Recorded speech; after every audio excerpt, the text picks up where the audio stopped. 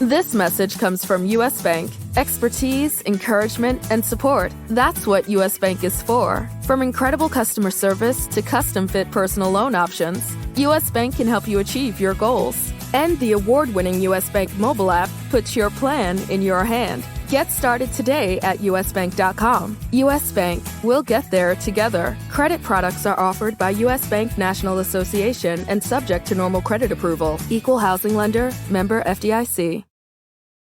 At JCPenney's 4th of July sale, it's all stars, stripes, and savings. Enjoy up to 50% off select furniture, mattresses, and window coverings. Plus, shop thousands of doorbusters across the store or use your coupon for additional savings. Take advantage of extended store hours Friday and Saturday. It's time to refresh your star-spangled manor. Shopping is back. JCPenney. Offers end 7/4. Exclusions apply. Doorbusters excluded from coupons. See jcp.com for details.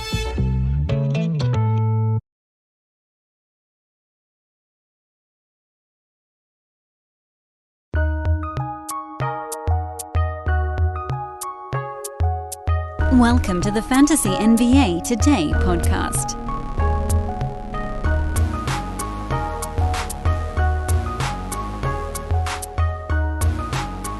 And here I was, like some kind of moron, planning to record today's show after the free agency period actually began. Psh. Now I know better. My levels seem a little bit weird. Don't worry, I'll fix those. We'll get it all squared away. Welcome to Fantasy NBA Today, everybody. I'm your host, Dan Bespris. It's Thursday. It's free agency day. There's going to be all kinds of insane stuff coming down the pike, but the most insane has already happened. I don't think anything can happen in the next few hours. And by the way, if I have to, I'll do another show later on tonight. Worst case scenario, we'll do one tomorrow morning. As I've said throughout the week, I'm writing all this stuff down as it happens in chronological order, and we're just going to we'll just cover them piece by piece until we get through all of it. I don't know how many days it's going to take. But I'm only doing like 25, 30-minute shows in the off season. I'm not just going to do one random 60-minuter. We got too many shows left to do. I got to spread the wealth around. And certainly the big news of the morning is the Kevin Durant stuff. The big news from yesterday in the afternoon was the Dejounte Murray stuff. And then we did, prior to me hitting the record button here, get a couple other pieces of news, namely some New York Knicks level tampering, basically that Jalen Brunson is going to sign in New York, and Jaren Jackson Jr., who we just talked about. Was that yesterday's podcast? I think that might have been recently as yesterday. Is out for 4 to 6 months with a stress fracture. 4 months, by the way, would put him back about 2 weeks into the NBA season. And we know JJJ, we know the Grizzlies. He ain't coming back 2 weeks into the NBA season. We'll get updates on him, I'm sure, as we get closer. But we'll hold off. We'll talk about JJJ in just a little bit here. First of all, you can follow me on Twitter at Dan Bespris. I hope that you will. Maybe there's somebody that's tuning in today that hasn't tuned in before. Or maybe some of you are coming back after some off-season months here because today's an interesting day. So also do check out Ethos Fantasy BK. They'll have updates on everything breaking in the NBA throughout the rest of today and everything else in free agency, and it's got news and stats and updates and all that good stuff. So please do check that out. Let's get rolling. And I'm going to go in chronological order, even though I'd love to start with the Kevin Durant news. From a fantasy standpoint, it's sort of non-news right now because we don't know where he's going, but we still have to at least touch on it. And I'm sure I'm going to get into some kind of rant on it. But the first thing is Dejounte Murray. Yesterday, Wednesday afternoon, Dejounte Murray was traded to the Atlanta Hawks. And listen, I'll admit, a couple weeks ago when that story started to break, I said, I don't think this dude's going anywhere. This seems crazy. But now everybody's into tank mode because the draft class for next year features some franchise changers at the top. And the Spurs just went ahead and got a whole bunch of stuff. 3 first-rounders and a swap. Danilo Gallinari is on his way to San Antonio. Sounds like he'll probably be bought out at some point. So we don't have to worry about that. What this trade does do, the ramifications on both sides are pretty extreme, actually. First, we'll start with the Hawks, who got rid of Gallo, who played 25 minutes a game this last year, took 9 shots a ball game. It's nothing. They got rid of nothing, and they added a dude who was one of the top usage guys in the NBA. Dejounte Murray, 9 assists and 18 shots per ball game, plus 3.5 free throws per game. He was up there in the uppermost echelon of guys who have the ball in their hands. You know who else is in that grouping? Trae Young, who took 20 shots per game and had almost 10 assists per ball game. And I get it. I'm not going to drop the foolish old adage that there's only one basketball on you guys. But look, at the end of the day, there is only one basketball. Only one guy can get the assist on any given bucket.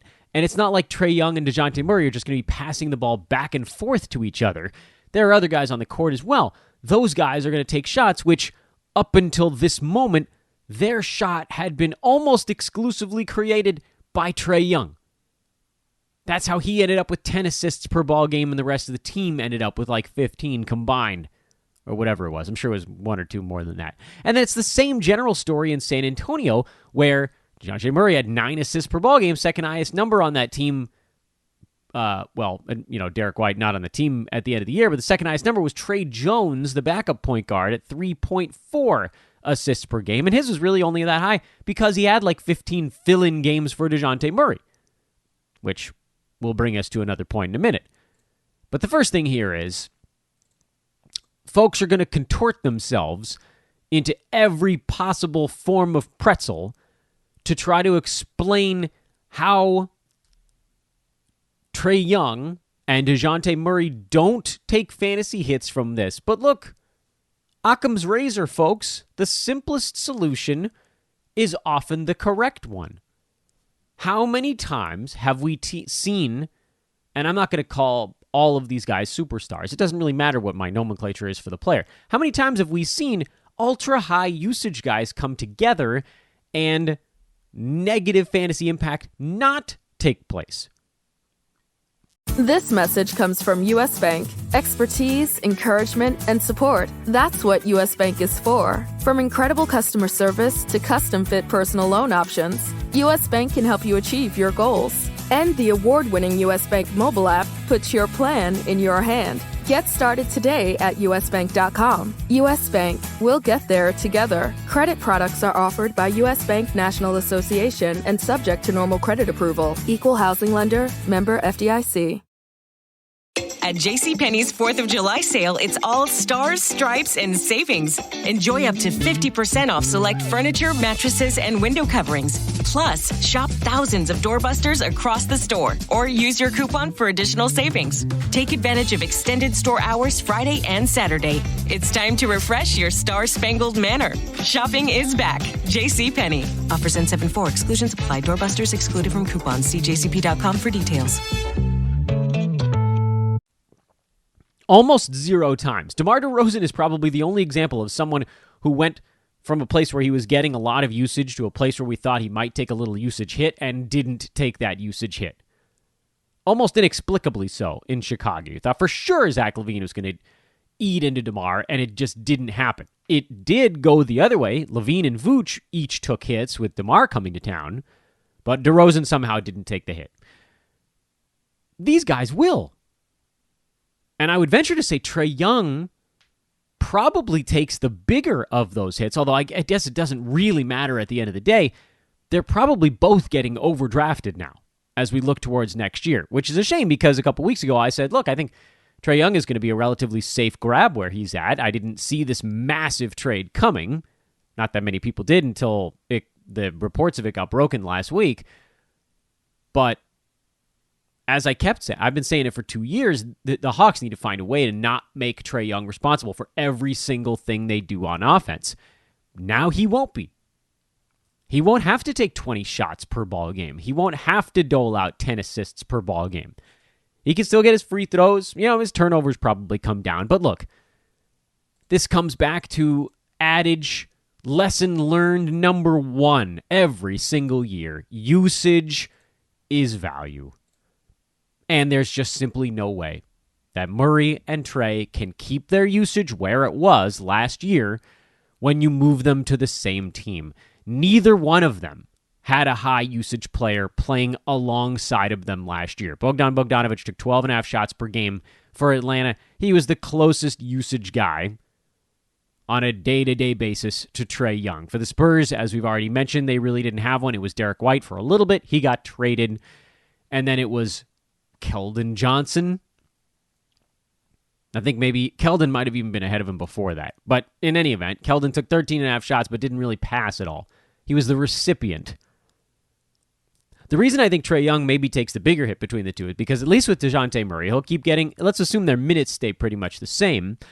The looks for both guys probably get a little bit better on the offensive end, certainly for Murray, who had minimal help around him, and can rebound, get steals, things like that, things that you can still float without having the basketball in your hands. We saw what happens to Trae Young when the basketball wasn't in his hands every second of every ballgame.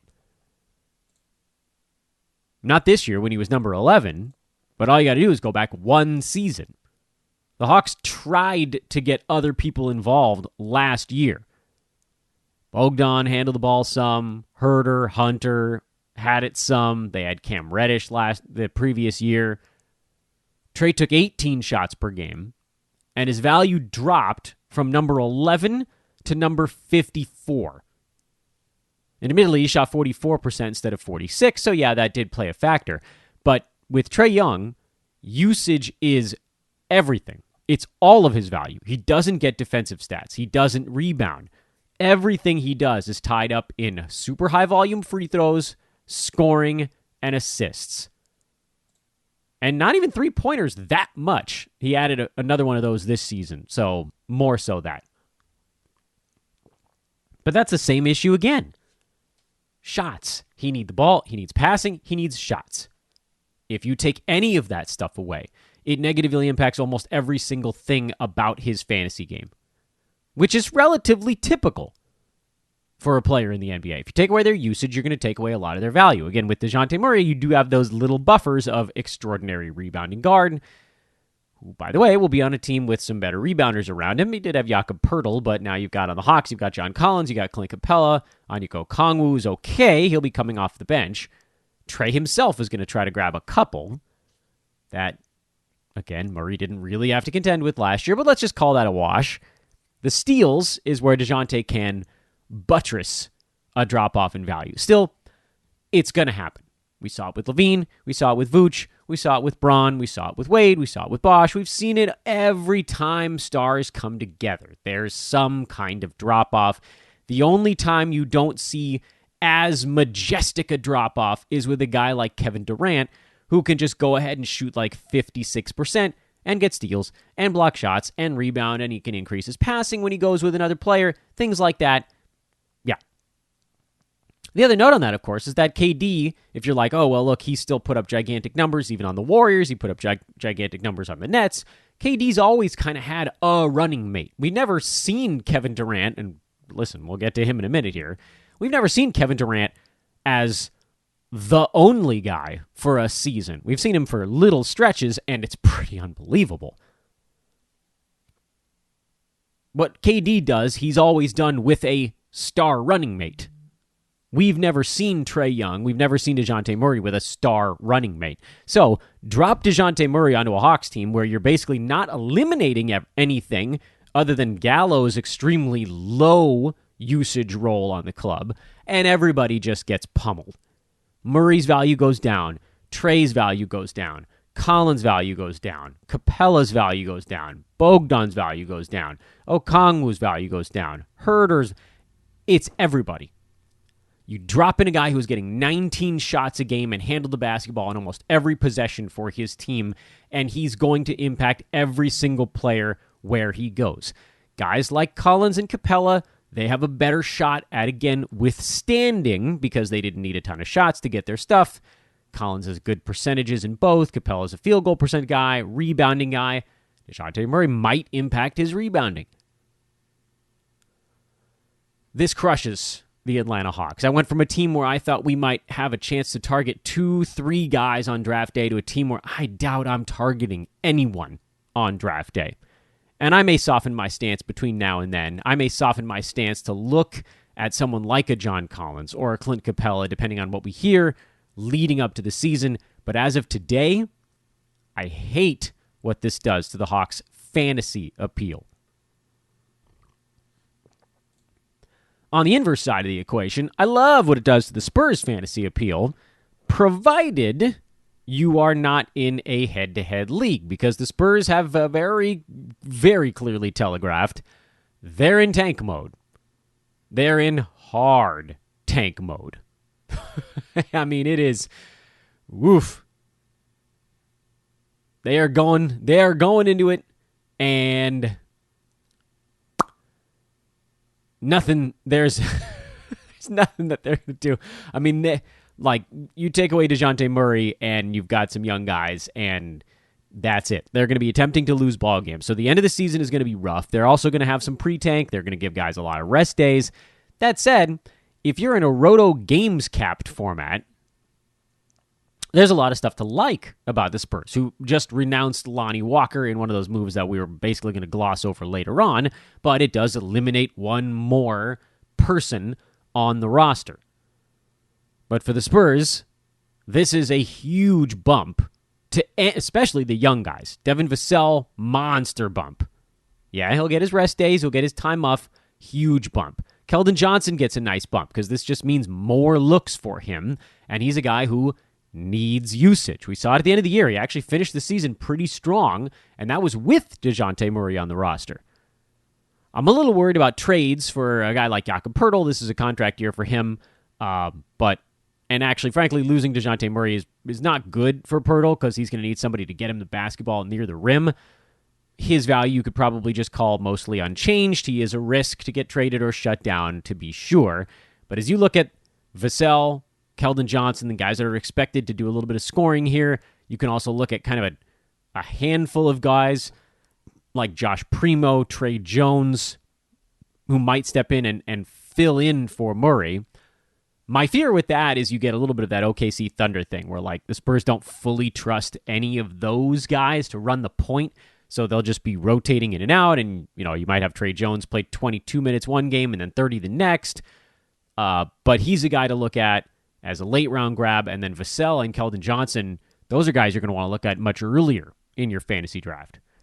So they get really nice bumps in the positive direction, and the sky's the limit. I mean, we'll handicap all of this more as we get closer to the start of the season and after free agency sort of rolls in a little bit harder here, which, by the way, is just starting now as we get to this point of the show.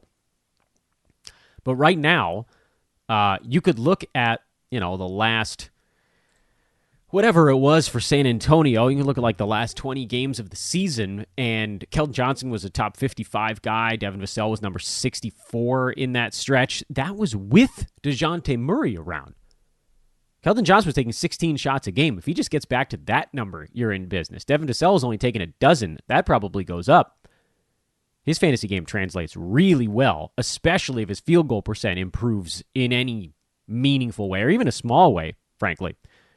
And then with Trey Jones, you'll get the assists, but we didn't see a whole lot else from him last year. I think he's going to be a popular guy on draft day, and I do think there's, from a stat set standpoint, doesn't shoot the three ball that much. Defensive stats were not huge for him, although they could come around a little more playing time. I'd be more inclined to take the guys that are a bit more trustworthy, that we've kind of already seen do some of that good stuff. And now we got to talk about KD. I know there's Jalen Brunson, JJJ. We're starting to get other stuff rolling in. Hartenstein to the Knicks, things of that nature. We'll pile a whole bunch of that into tomorrow's show, which will come earlier. That'll be in the morning tomorrow. Plus, I got to line all these things up in chronological order. But let's talk a little bit about the Brooklyn Nets right now, because Kyrie opting into his contract earlier in this week did make it seem like things had kind of settled and then in Brooklyn. And then this morning, Kevin Durant asks out. And this could mean any one of a bunch of things. We've heard that his preferred destinations are the Phoenix Suns and the Miami Heat. And if that happens, if he goes to Phoenix, then you've got to figure that DeAndre Ayton is headed back to Brooklyn in a sign-and-trade. You've got to figure Mikal Bridges is probably on the move in such a deal. If it's Miami, we've heard that maybe that's Bam Adebayo, but then there's a contractual thing related to Ben Simmons on that front. We can't really handicap this from a fantasy standpoint yet, so I don't want to spend too much time on it. But obviously, KD going to Phoenix, Brooklyn wants Devin Booker coming back. That's the kind of thing that could really mess with fantasy values. Probably more so on the Brooklyn side, because more guys are going to come back than go, at least like in terms of NBA-ready players. And could Kevin Durant exist on a team with Chris Paul? I don't know. What a pandemonium here with the Brooklyn Nets this week. First it was Kyrie's out, then it's Kyrie's back, now Kevin Durant is out.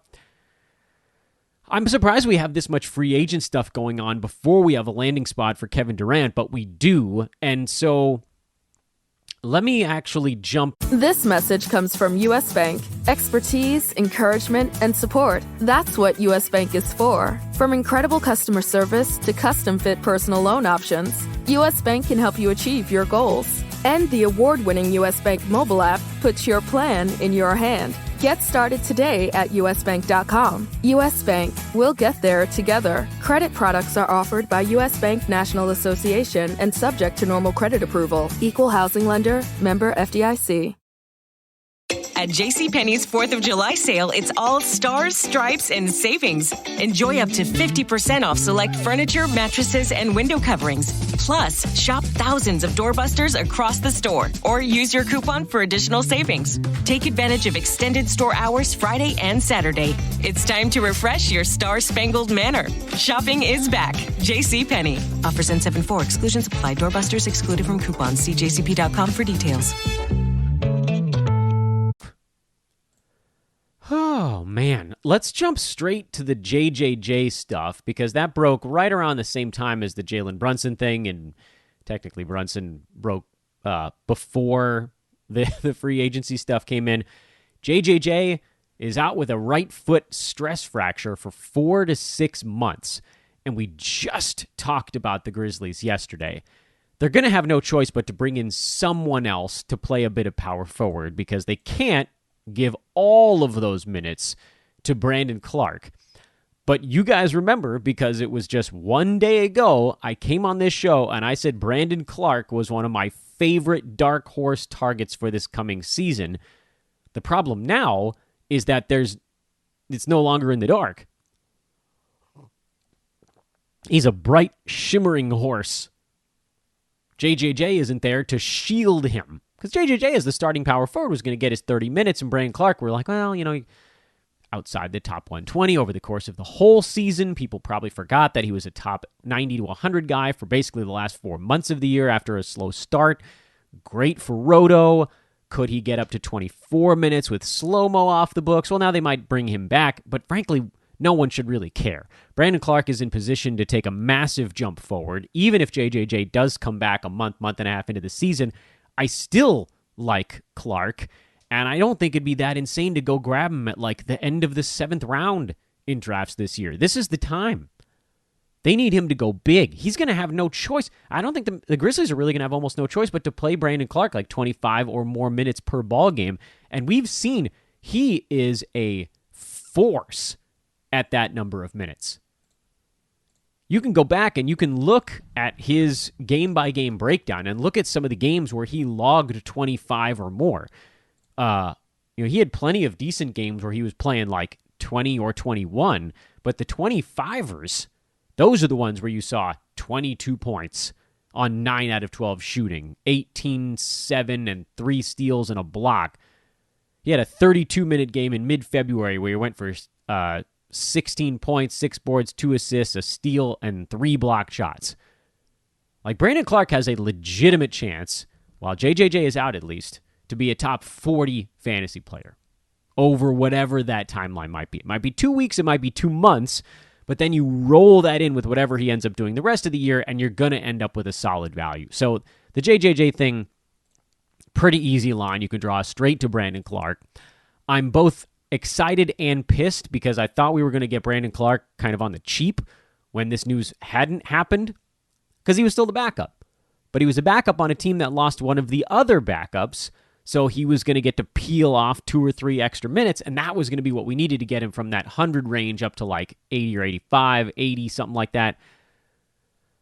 And now he's going to have to peel off way more. The chunks are coming fast and furious for Brandon Clarke, who I just adore as a fantasy grab going into next season. And we'll talk more once we know his ADP. Last thing I want to talk about on today's show before we roll all the other stuff, or a lot of it, into tomorrow's show is Jalen Brunson heading to New York, who we saw when Luka was out, Brunson was terrific. When Luka was in, Brunson was less terrific. He's one of the most efficient most efficient guards in the NBA. I'm a bit worried about how Julius Randle impacts Brunson. But here's the thing. He took just under 13 shots per game last year with the Mavericks. That number's going up. And for him, we talked about Trae Young, usage is everything. I would argue it's even more so with Jalen Brunson because he's good at both percentages, meaning every single time he touches the basketball, that's positive. He's a positive field goal percent guy. He's a positive free throw guy with relatively low turnovers. That number probably go up along with assists. He has an opportunity to make a flying leap forward on a new team.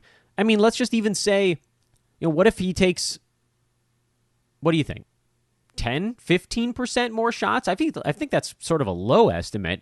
But if you add 3 points to his ledger, 2.5, 3 points to his ledger, you're talking about a guy that could be at 19 points and 6.5 assists with 1.5 threes on great percentages. Now, that's a top 65, 70 guy. And that, to me, is one of the most conservative estimates for what he does in his new destination. When he's not getting buried behind Luka and his 21.5 shots and 9 assists per ballgame. Because we know Dallas's offense was all Luka. Unfortunately, Brunson's also going to be a hot commodity on draft day. Probably more so than Brandon Clarke, who we just talked about a moment ago.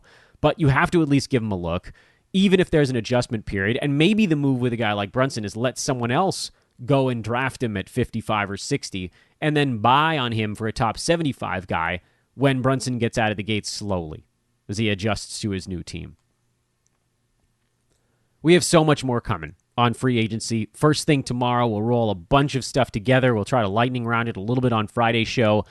Wanted to get this one out because there were some big things that broke in the morning and early afternoon. This is Fantasy NBA Today, Sports Ethos presentation. I'm Dan Vespers. Enjoy the rest of free agency. Go nuts. I'll be over on Twitter trying to break some stuff down over there, and we'll talk to you Friday morning. So long, everybody.